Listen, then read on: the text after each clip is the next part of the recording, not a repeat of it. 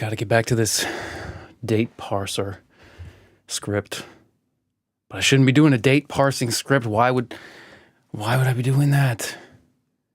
I can't talk about AI, the importance of AI, the epic significance, the urgency, and then be working on parsing text field dates. But that's what I'm doing. It's part of the refactoring. So what if it's part of the refactoring? Make it not part. Well, because business has the demands. You can't. How do you live? How do you live? If you want to survive, for example, an impending AI event. No, this is stupid. It's like it makes it sound like, oh, I think I can survive this on my own. No, I am not an AI prepper. But if you want to survive in life up against, I don't know what's comparable to it. First, you must live. And I'm mainly talking about, paying the bills. This is margin, what is it, 33? Not ready. Oh, come on, man. Don't. Never. Oh. 33 for Thursday, November 23rd, 2023. 10 a.m. Eastern.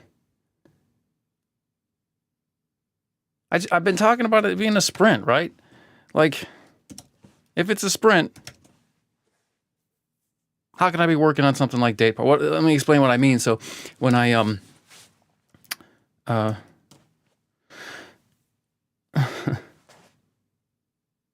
damn it, this is stupid. Too many things. I do the notes for this show based on text documents, and but to produce them into HTML and PDF and ASCII and all that stuff, I've got this process, and I've got a really good system. I use Emacs org mode, but to make my output the way I want it to be, I have to parse dates, and there's probably some way to do it somewhere. Somebody's done something, but it's not going to be quite right, and it's going to take me longer to learn because it's not a widespread need. In technology and software and coding, if something is like very particular to your situation, it's either going to be really hard to find something that somebody who's done it in a way that'll work for you. And anyway, so it's faster to just do it yourself. But then you find yourself doing silly things sometimes, like parsing date fields with a shell script, which is what I've spent most of the last critical hours doing. And it's not that I'm a bad coder. I just don't have like a lot of experience. So it's like I can, every time I test it, it's like, oh, I see what's wrong and I fix it. Oh, I see what's wrong and I fix it. But there are people out there who would not have to go through all that testing because they have more experience. But it takes time. And then there's like 1,000 things on my production checklist that need. Sorry, I'm distracted again by this bitrate thing. It's just anyway. That need to be rewritten in order to go faster. And then it's like sprint. Like I want to go faster. I must live. I must find a way to make money in order to. A way to make a living in order to make a difference. That's why you end up doing silly things that seem like they're totally disconnected from the bigger picture of what's going on in the world, as I am doing. Okay, so that's what I'm doing. What about the bigger picture? Well, what it comes down to is, I didn't want to do that. Oh, don't, please. Son of a bitch, I'm getting so sick of this. I'm trying to make things go faster for myself, and it's like I got to do everything 1,000 times before I can do it without thinking about it. But I don't have time to do some of these things that I need to do, particularly to go live. These new things that I'm doing that are different from the old things that are trying to help me with. I don't have time to do them, just practice them 1,000 times. And even then, like, practice isn't the same as game time. You can practice a play all day long, before the game. But once you're under the lights, the audience is cheering, you're thinking about all kinds of different things. I'm under the lights. There's no cheering audience. But I've been there. I know this. What was I talking about? Yeah, I'm working on like this sprint feeling, this thing I've been talking about in recent segments, this urgency, or at least the last segment I talked about, the venting. And I came up with some stuff. But it's this essential paradox. It's like, and I don't know if it's strictly a logical paradox. I don't usually when something's called a paradox, it's not actually. But anyway, there's this thing called, and it's this basic idea that like if it takes 10 years to build a business, how does that reconcile? Or it takes 10 years to do anything, like build this. If you're trying to build open AI into a friendly AI. Enforcing business, not enforcing, that's the wrong word. But, if you're trying to make a big thing, do a big thing that feels urgent, how do you reconcile those two things? You can't make a big thing, do a big thing quickly. And then when you've got this situation that we're all in with AI, some of us, feel this way, some of us don't, obviously, but we got to move quickly, right? We got to sprint. It feels like you should sprint, but then I said, I think it was yesterday, it doesn't feel like something you can sprint at. And that's true. So what do you do? Well, that comes down to like a decision problem or like millions of decision problems, but you need a way to make those decisions. And I looked at the Eisenhower, important versus urgent matrix.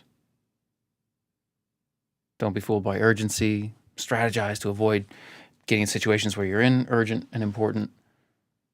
You're faced with things that are urgent and important. You want to stay away from those. You just want to. And the basic idea is that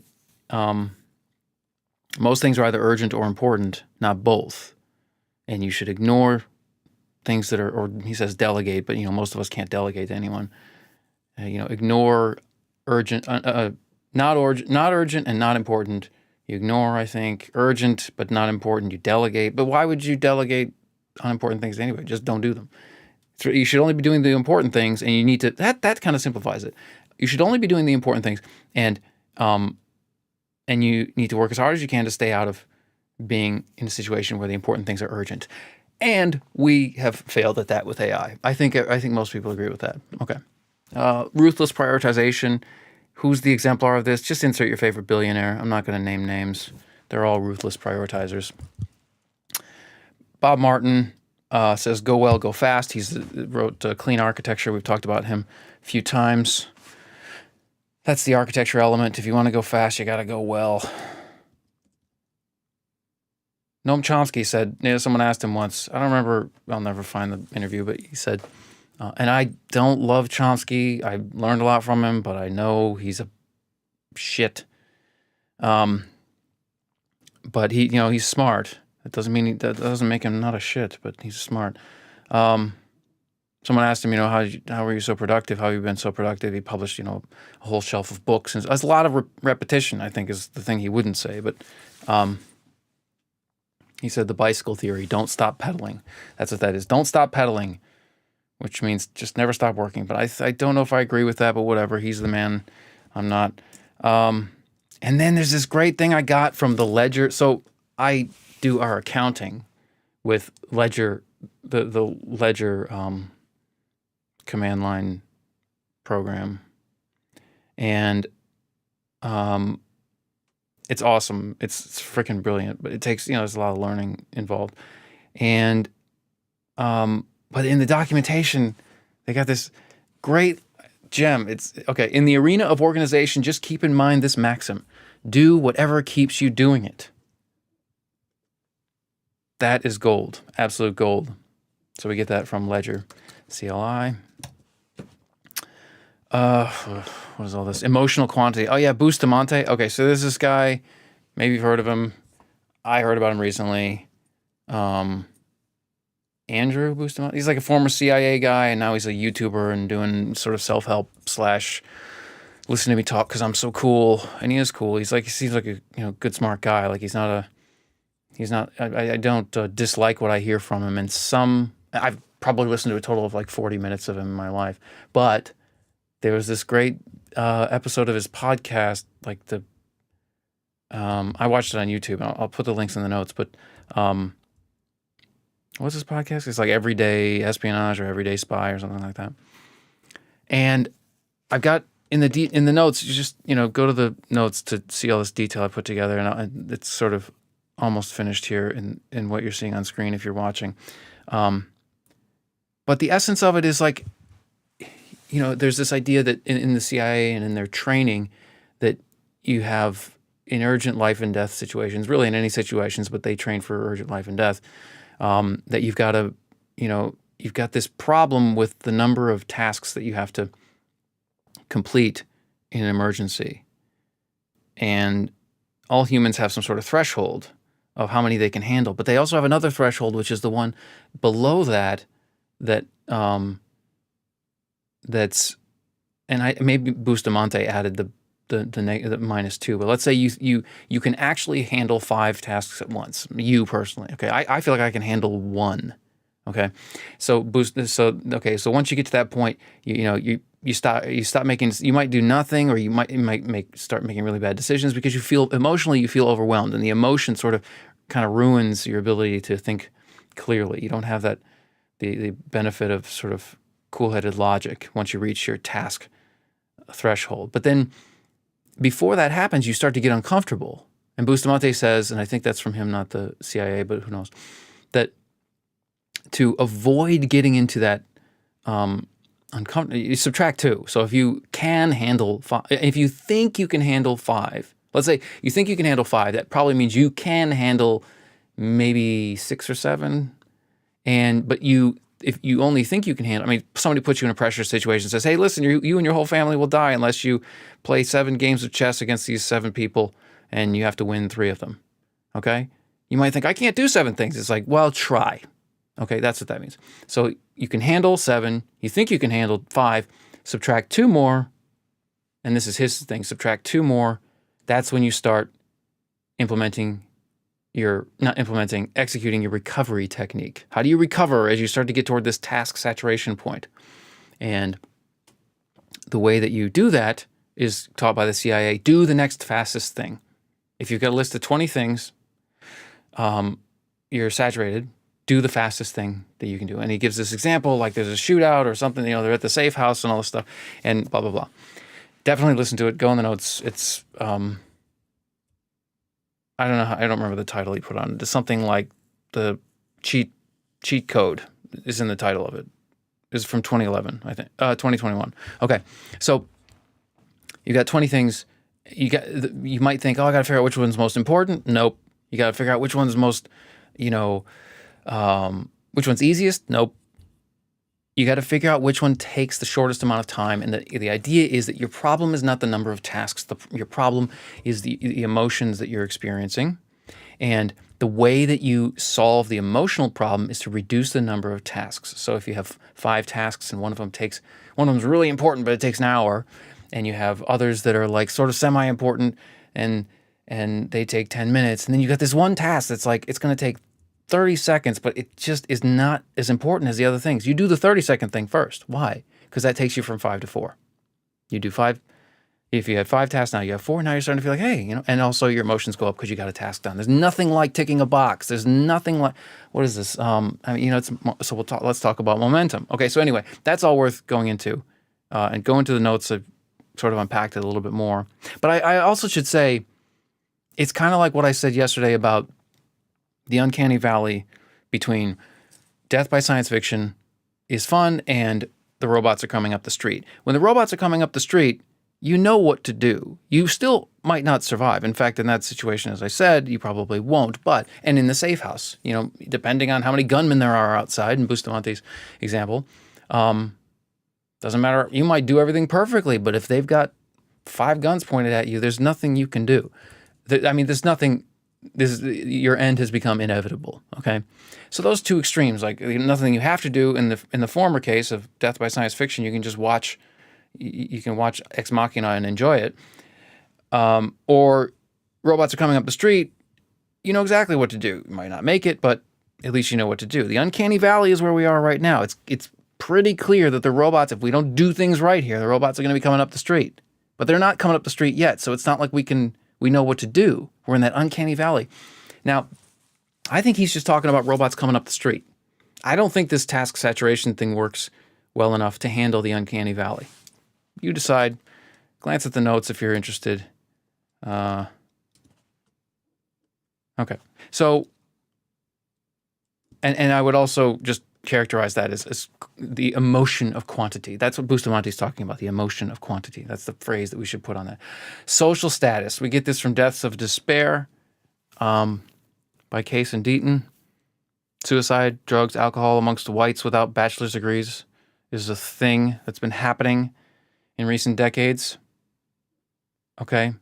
So we have to pay attention. I mean, this is just a hint. Like I don't know exactly why that came to mind. It just seemed like this is a hint about what's going on, or how to make decisions in this uncanny valley. Last thing, and I think this is from Nicole Perlroth on Lex Friedman, but I'm like, sprinting through that episode right now, and I'm like halfway through. I listened to it a while ago, and I read Perlroth's book like years ago, like 2-3 years ago. I don't remember her talking about this in the book, but I remember her talking, I think it was her talking to somebody about how some zero-day hackers, put themselves in like a sensory deprivation environment while they focus on finding the next 0 day. If you don't know what 0 day is, Google it. I'm not going to waste time otherwise. That made a lot of sense to me. My studio is a sensory deprivation environment. Now it might not seem like it because when I go live, it's like it's still rocky. But that's because I'm making changes and I've I lost momentum and whatever. I'm not distracted by a bunch. I don't have a bunch of screens looking at me as I unlock a screen here because this is supposed to be unlocked. It should have stayed unlocked, but you can't make computers do what you want. Ooh, that sounds significant. No, you need some of these hackers. They want no light, no windows, nothing on the walls, like black paint on the walls. And I was like, yes, that's what I always work in the dark. I don't know, like this is not.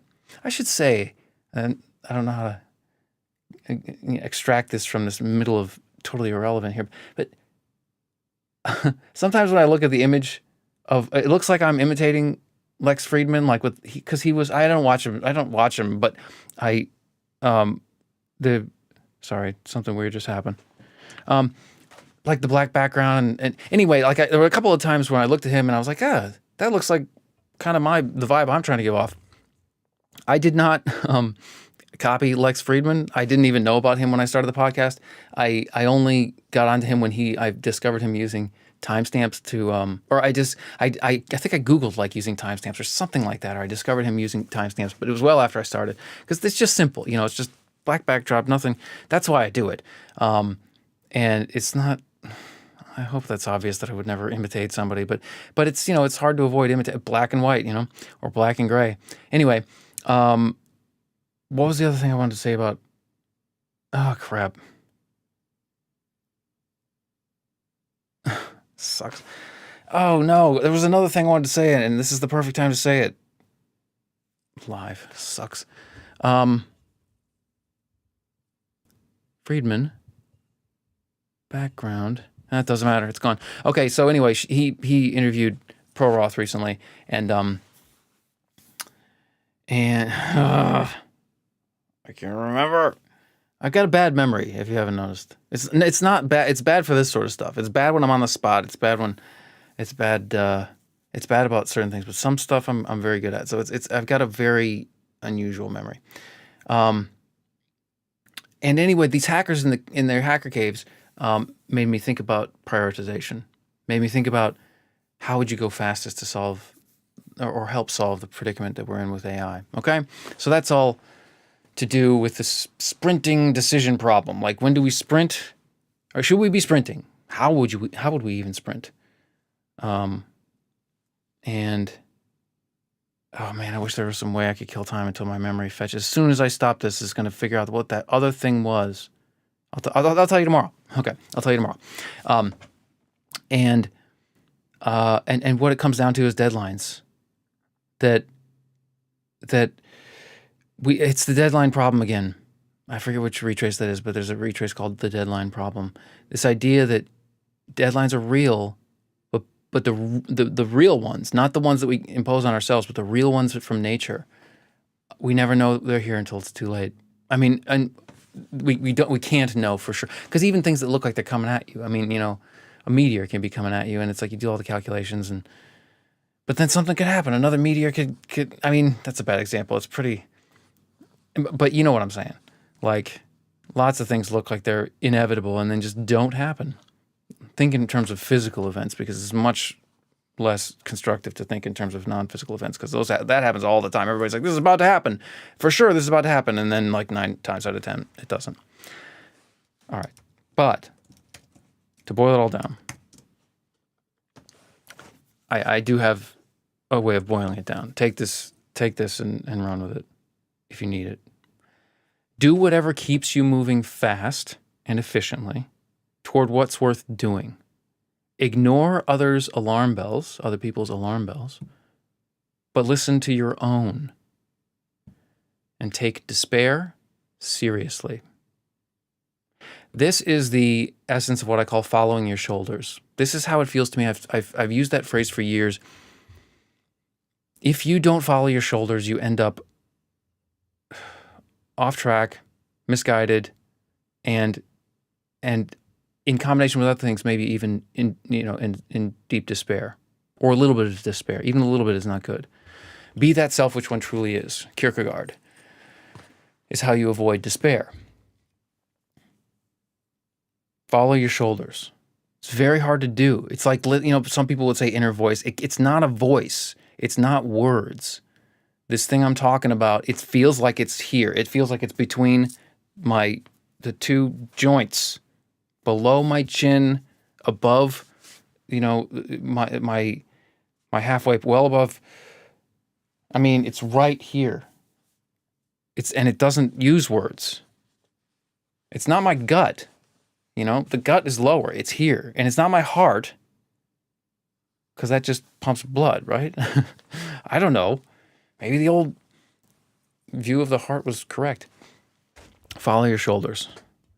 Listen to your inner voice, but not the noise put into it or put in your head by others. No, not the noise put in your head by others is how I wrote it. But it's like I wrote, listen to your voice. I got to change that. It's not a voice. But, most people would say, and most people don't say follow your shoulders. They should. I'm telling you, that's what it is. Follow your shoulders. That's your method. That's your decision-making model. It's not yours. It should be. It's mine. It has to be. Everything else gets you tangled up or in dead-end mazes. And so I think that's why I'm going to go parse some dates. I think that's why. We'll pick it up tomorrow. Signing off.